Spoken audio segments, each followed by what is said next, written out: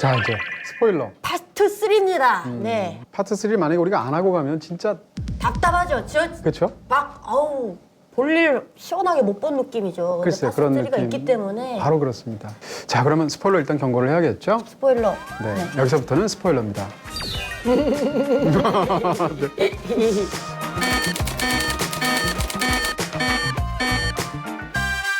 일단 그 첫 장면에 오프닝부터 질질 끌려가던 여자는 누굽니까? 로키입니다. 로키. 아, 주인공, 여주인공. 네. 네. 도둑이 노인한테 잡힌다는 거죠. 처음부터 보여주는 거죠. 그렇죠. 네, 네. 네. 그리고 밖에서 이렇게 잡혔네. 이 그렇습니다. 친구들이 안으로 들어갔는데 어째서 밖에서 이렇게 잡혀서 질질 끌려가게 됐을까? 보통은 영화의 앞부분에 뒤에 나오는 장면을 미리 보여줄 경우에 대략 이게 한 3분의 2쯤 지점에 있습니다. 근데 이 영화는 더 뒤에 있어요. 네. 그래서 또 흥미로운 부분이 있고. 아예 거의 엔딩을 앞에 끌어다가 보여준 거예요. 그렇죠. 예, 예. 마지막에 어떤 액션을 제외하고는 사실상 거의 마지막 네. 부분이다라고 얘기할 수 있을 것 같고요.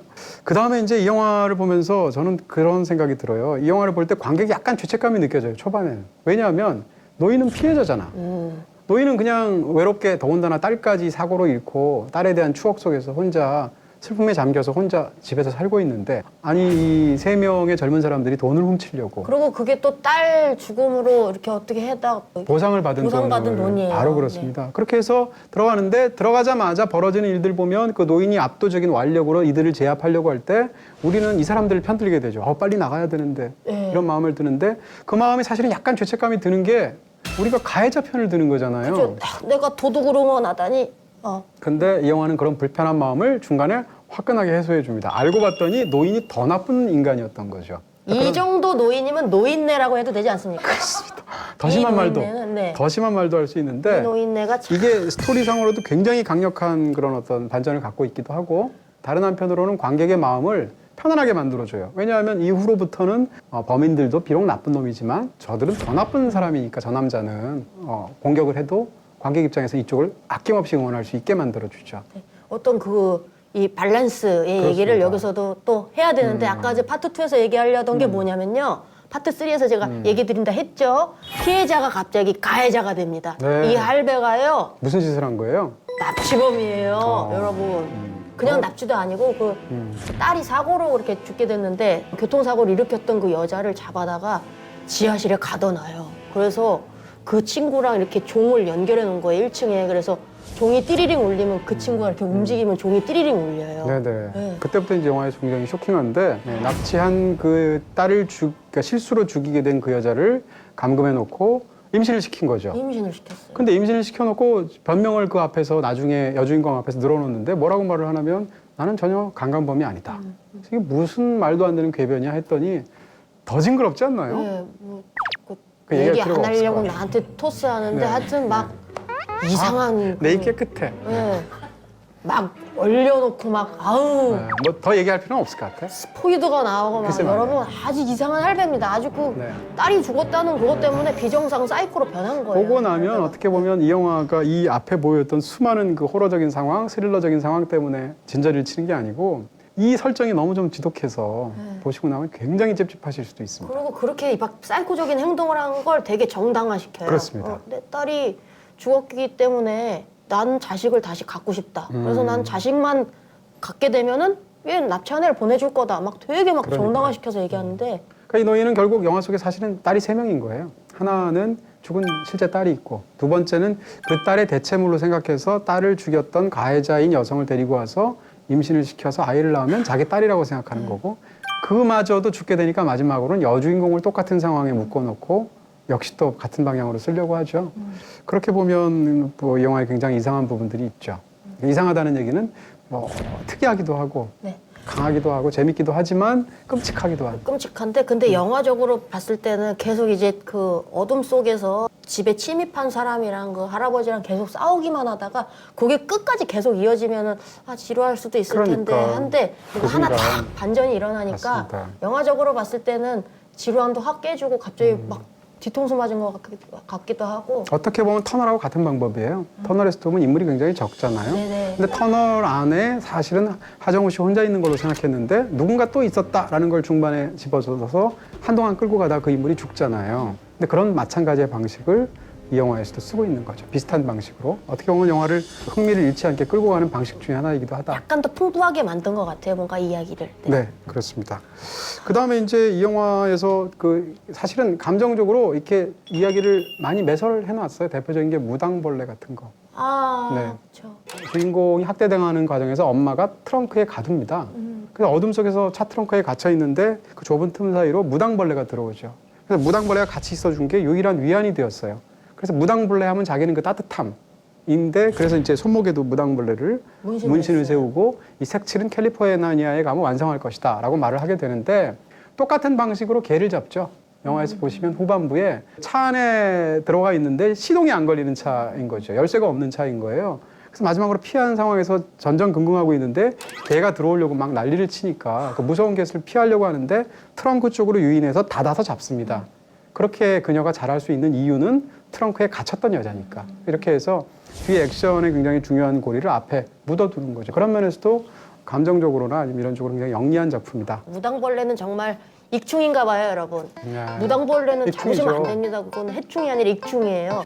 근데 조심하셔야 될 게 무당벌레도 점 개수에 따라서 무슨 말이야? 해충인 무당벌레가 있어요. 아, 그래요? 네. 점 개수로 아는 거예요? 다 무당벌레라고 좋은 애들이 아니라요. 점이 조금 뭐 개수가 좀 적으면요. 실제 무당벌레가 있으면 점을 세야 돼 일단. 몇 예. 개인가 세가지고 해충이면 세고, 잡고. 아유 정말 잔인한 사람. 날려 보내야죠 그걸 잡아요. 해충을요? 네.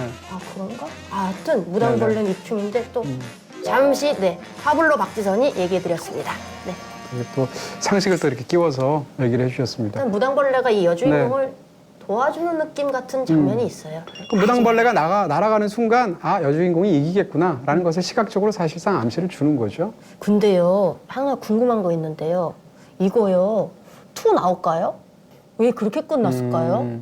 나올 수도 있겠죠. 그렇죠. 네, 영화를 보시면 결국은 노인이 죽지도 않았고 네. 심지어는 세상에는 노인이 피해자로서 두 강도를 격퇴한 것으로 되어 있고 두 강도라는 뜻은 강도 중에서 유일하게 살게 된 여주인공이 살아났다는 혹은 거기에 개입했다는 사실 자체가 배제되어 있잖아요. 그러니까 아마도 이 이야기 속에서 이 편을 만들 수 있겠죠.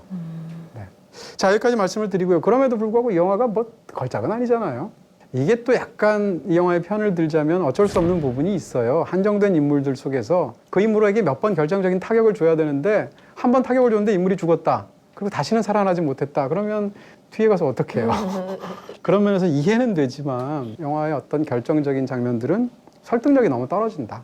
이런 영화는 이제 뭐 사실은 그 터미네이터 같은 영화들도 그렇고 항상 격퇴를 했던 걸로 생각하지만 사실은 반전해서 결정적으로 살아나서 역습을 해서 사람들한테 깜짝 쇼를 주는데 그런 부분이 이 영화가 너무 많다. 노인도 한 3번 죽지 않나요? 네. 그리고 맨 마지막 부분 결국은 노인이 안 죽는 걸로 안 나오잖아요. 죽어요. 그래서 네. 이런 부분들에서 그 한정된 인물을 다시 격퇴를 한 줄 알았는데 안 죽고 다시 역습을 했대더라. 마지막에 지하실에 노인을 묶어두고 두 사람이 탈출하려고 집을 나오는 순간 노인이 심지어는 그 쇠사슬까지 뜯어내고 권총을 쏘게 되잖아요. 이런 식의 방식 같은 게 후반부에서 좀 설득력이 떨어지는 부분이 많다. 저는 멍멍이가 너무 무섭게 나온 게 좀 단점이에요. 제가 아는 멍멍이들은 안 그렇거든요. 예. 시린 멍멍이처럼 막 침을 막 질질 흘리면서 걔 뭐예요? 걔 CG예요? CG 같아요. CG 아니죠. 그렇게 연기를 잘해요. 훈련경이죠. 네. 그나마 약간 비호가 안 떴던 게 멍멍이가 아무리 그렇게 사나워도 멍멍이를 이렇게 해했으면은 동물을 이렇게 죽였으면은 그러네요. 좀 비호 떴을 텐데 멍멍이는 살아요. 예. 자, 오늘의 이제 명대사 골라주셔야 되는데 네. 뭐 명대사 찾기가 쉽지 않은 영화였습니다. 대사가 많지도 않고 많지도 않고요. 네. 해야지 했던 명대사가 사실 있거든요. 네. 그 노인이 불 닦으면서 우리 이제 똑같네. You see what I see.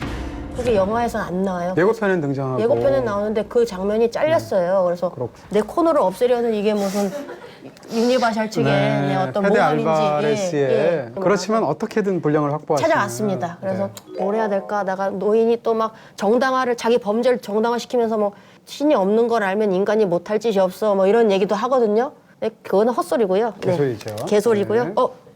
어떻게 알았어요? 스포일러! 내 명대사를 알아요? 아니 몰라요. 진짜 몰라요. 제 명대사입니다. 네?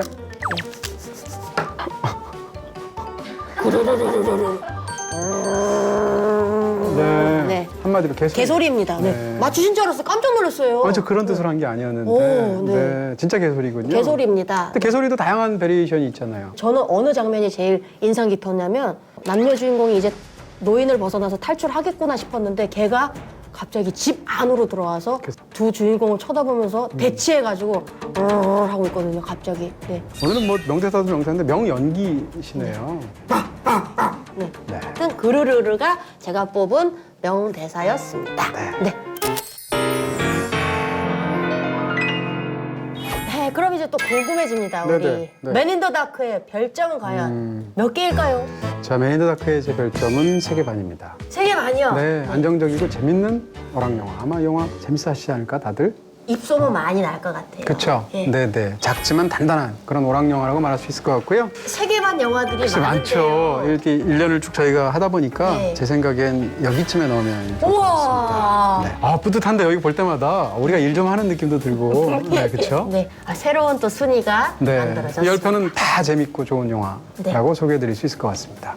자, 이렇게 해서 저희 마쳐야 될 것 같고요. 네. 다음 주에 또 뵙도록 하겠습니다. 다음 주에는 어떤 영화로 돌아올지 많이 기대해 주세요. 네, 감사합니다.